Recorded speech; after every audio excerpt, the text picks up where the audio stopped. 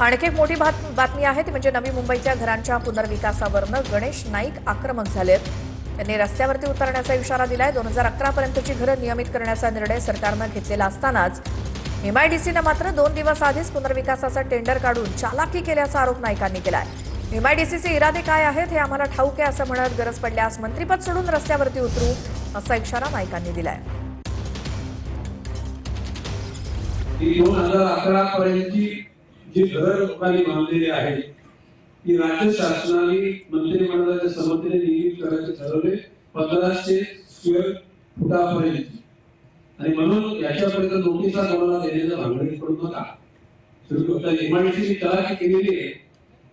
MIDC हा GR दिल्याच्या 2 दिवस अगोदर टेंडर काढलेले आहे।